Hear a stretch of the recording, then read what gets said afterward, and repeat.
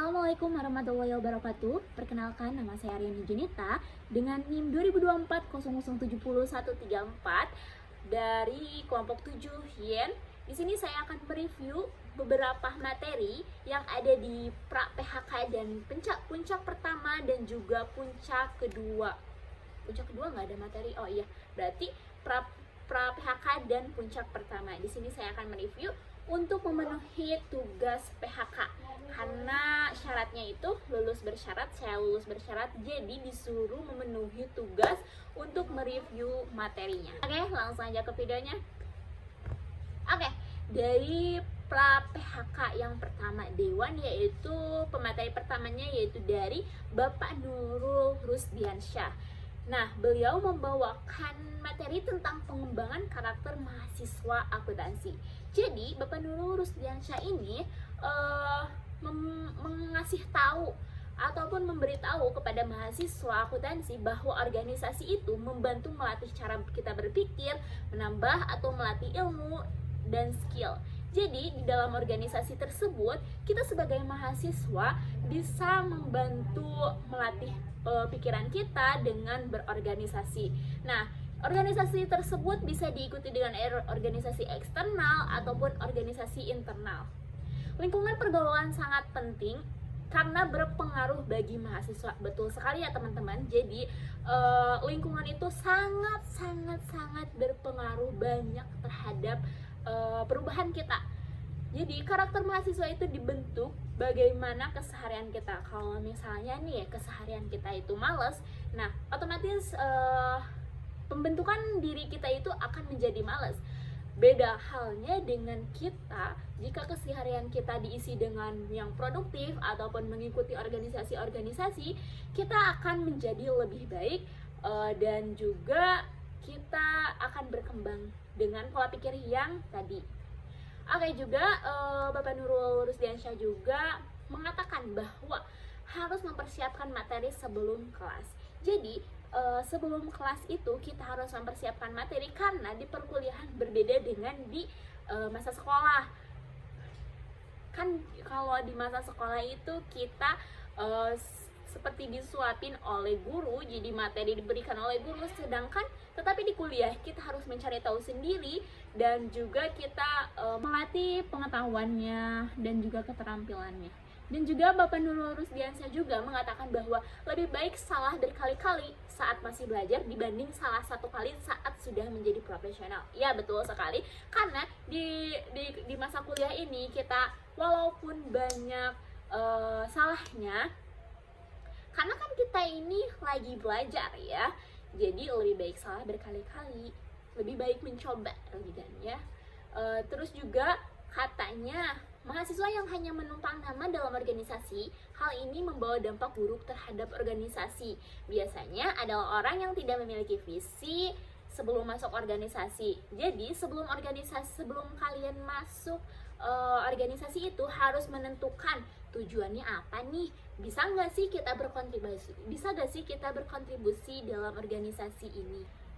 Nah, dilanjut lagi Bapak Nurul Rusdiansyah juga mengatakan bahwa cara membagi waktunya tentunya ya, apalagi saya sebagai anak karyawan dan juga jika ingin ikut organisasi, saya akan bingung akan membagi waktunya bagaimana ya, kerja, terus juga belum belajar dan juga belum mengikuti organisasi. Jadi sebelum mengikuti organisasi kita tuh butuh benar-benar bisa membagi waktunya, nah itu anak karyawan ataupun anak reguler. Itu wajib dan penting. Terus juga kita harus tentukan dulu tujuan kita. Misalnya kita ingin jadi akuntan, menjadi seorang akuntan, jadi kita itu harus lebih berfokus pada akademik. Tapi jika ingin menjadi praktisi, kita harus tapi disampingi dengan organisasi tadi, organisasi yang aktif. Tetapi Pak Nurul Rusdiansyah juga mengingatkan jangan lupakan kuliah, tetap utamakan kuliah, kerjakan tugas dan sebagainya. Jadi jangan sampai kita fokus pada organisasi saja, tetapi kuliah kita terbengkalai, tugas-tugas kita terbengkalai. Buat apa? Oke. Jadi dalam organisasi tersebut kita harus mencari relasi dan juga membuat kelompok belajar. Itu yang dikatakan oleh pemateri Pak Nurul Rustiansyah. Oke, pemateri kedua yaitu dari Bapak Rifki Theo Agarbe, yaitu. Jadi beliau menyampaikan tentang peran mahasiswa sebagai agen perubahan. Wah, menarik banget ya judulnya teman-teman. Jadi di sini itu mahasiswa menjadi agen perubahan. Definisi mahasiswa itu pelajar yang paling tinggi levelnya maha dan siswa ya. Jadi seorang agen mahasiswa itu menjadi seorang perantara perubahan dalam hal keadaan itu harus berubah dari paripurna menjadi lengkap. Lanjut. Oke, lanjut. Kita kira-kira apa sih agen perubahan itu? Nah, beliau mengatakan barang siapa yang hari ini lebih baik dari hari kemarin tergolong orang yang beruntung. Yang hari ini sama dengan hari kemarin dia merugi, dan jika lebih buruk dia akan celaka. Begitu beliau katakan. Karena mahasiswa ini memiliki akses terhadap ilmu dan paling tinggi. Betul sekali ya teman-teman. Jadi mahasiswa itu banyak banget memiliki aksesnya terhadap ilmu. Banyak banget tuh bertaburan di mana-mana. Terus juga asal teman-teman tahu bahwa perubahan itu merupakan kita harus memiliki inovasi yang kuat dan inovasi yang tinggi. Tetapi di dalam perubahan ini kita pasti memiliki keresahan-keresahan yang dimilikinya. Nah, untuk keresahan itu bisa saja dalam hal membangun kesadaran yang tidak diam saja atau ketika melihat realita. Nah, kita itu resah melihat realitanya itu bagaimana gitu. Terus juga kita harus berani mempertanyakan status quo dan mendobraknya agar terjadi perubahan. Jadi perubahan itu teman-teman harus ingat, yaitu perubahan harus mulai dari diri sendiri. Kita tidak bisa memaksakan orang lain untuk berubah, tetapi kita harus memulai dengan dari diri sendiri. Nah, mahasiswa itu memiliki 5 peran. Yang pertama yaitu agent of change, yang kedua itu social control, yang ketiga itu iron stock, dan yang keempat itu moral force, dan yang kelima adalah guardian values. Nah, memiliki resah kritis atas kondisi sosial. Ketika kita sudah sadar terhadap keresahan, langkahnya kita tawarkan solusi dan berikan gagasan kita. Nah, jika kita sudah resah terhadap permasalahan yang ada, kita harus menyumbangkan ide atau gagasan terhadap terhadap permasalahan tersebut. Kita lanjut ke materi ketiga yang dibawakan oleh Kak Mutiara Hati Budiman, terus juga ada Kak Novita Sari, dan juga ada Kak Muhammad Sardini. Nah, kakak-kakak ini membawakan materi tentang etika kepemimpinan dalam berorganisasi. Nah, kepemimpinan ini adalah proses mempengaruhi untuk mencapai tujuan khususnya di organisasi. Nah, dimulai dari memimpin orang lain, terus juga dari kepemimpinan itu tentunya ada tantangannya. Yang pertama itu tantangannya yaitu pengambilan keputusan tentunya ya teman-teman. Jadi jika kita harus mengambil keputusan, kita harus melawan ego sendiri dan juga mementingkan kepentingan umum. Terus juga yang harus dipersiapkan adalah ketika memulai organisasi, yaitu kita harus mengenali diri kita sendiri. Kira-kira apa sih yang kita butuhkan di organisasi ini? Potensi apa yang akan kita miliki dari organisasi ini? Terus juga ada sebelum masuk organisasi itu kita harus memperbaiki komunikasi, dan juga kita harus memiliki keinginan untuk belajar, komitmen, dan tentunya harus percaya diri ya teman-teman, dan harus melawan rasa takut. Jadi bagaimana sih menciptakan lingkungan positif di organisasi? Ada beberapa hal. Yang pertama yaitu ngobrol dekat secara personal, dan juga keterbukaan dengan kekeluargaan, dan jangan takut mendikte anggota. Oke, jadi seorang pemimpin itu jangan takut mendikte anggota. Terus juga kenali kemampuan setiap anggota, terus juga ada komunikasi 2 arah, dan juga pengambilan keputusan yang tepat. Oke, kita lanjut ke pemateri yang keempat, yaitu dari Ibu Dea. Ibu Dea ini membawakan materi tentang program kreativitas, aktivitas, dan inovasi prodi akuntansi. Nah, Ibu Dia ini mention PKM. Kira-kira apa sih PKM itu? PKM itu program dari pemerintah, yaitu ada beberapa PKM dari pemerintah. Yang pertama yaitu PKM riset atau penelitian, terus juga ada PMK kewirausahaan, dan masih banyak lagi. Oke teman-teman, kita lanjut mereview materi dari puncak pertama. Dari puncak pertama ini ada pemateri yang pertama yaitu Bu Mutiaryani yang membawakan materi tentang pembinaan karakter mahasiswa untuk menuju generasi unggul. Nah, dari materi tersebut membahas tentang plagiarisme. Tentunya teman-teman tidak asing lagi dengan kata plagiarisme. Nah, plagiarisme tersebut didefinisikan sebagai tindakan memperoleh atau mencoba memperoleh kredit atau nilai untuk karya ilmiah dengan mengutip karya orang lain tanpa menyatakan sumbernya dengan tepat.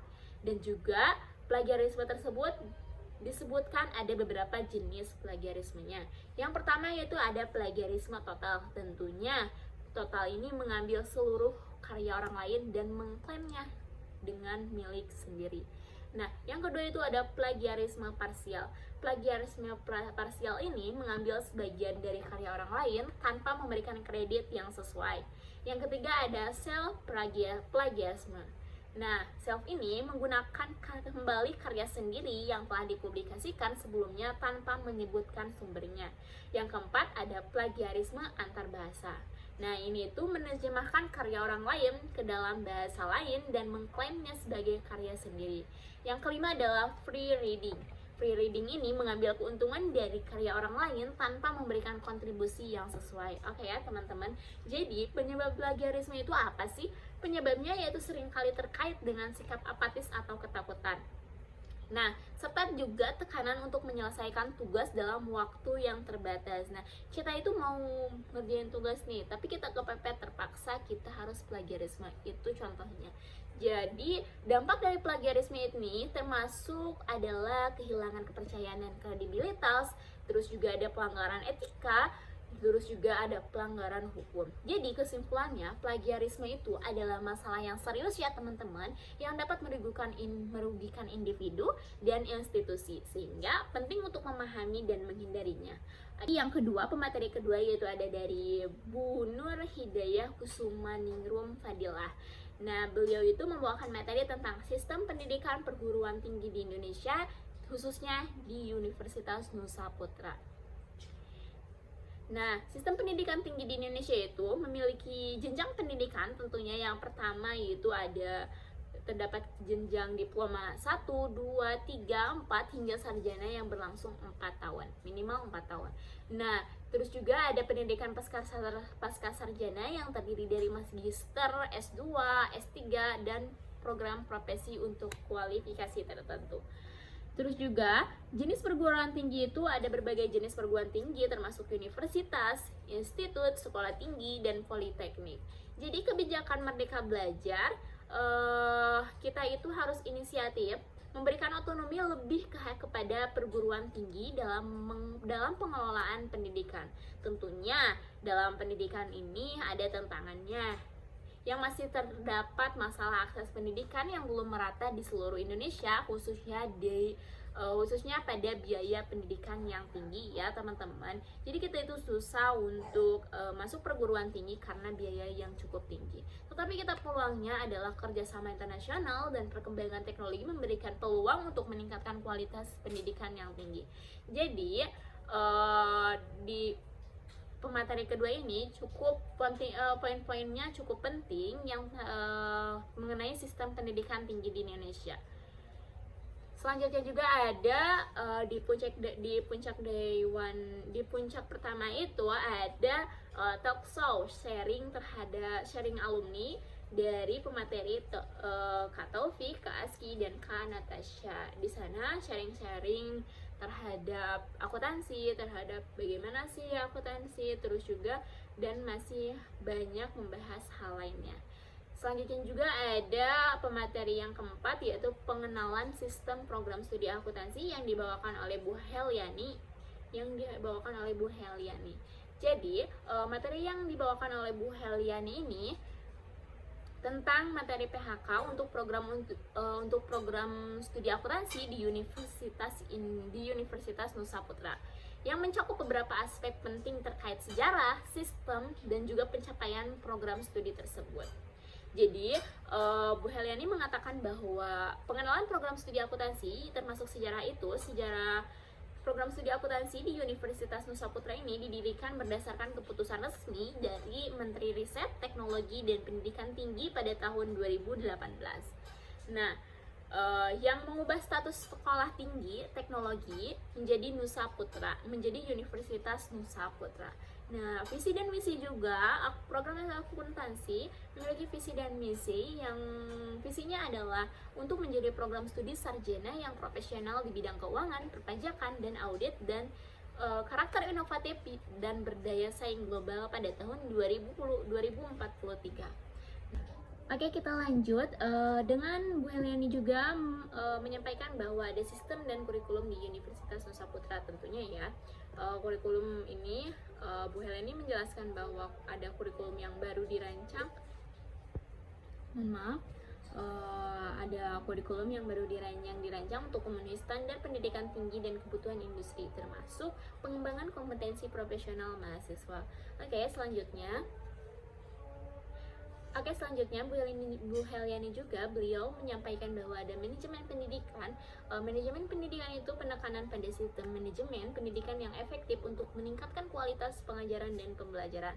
Nah, pencapaian program studi akuntansi telah mencapai beberapa prestasi, termasuk partisipasi dalam konferensi penelitian yang ini menunjukkan bahwa komitmen terhadap pengembangan akademik dan kontribusi ilmiah.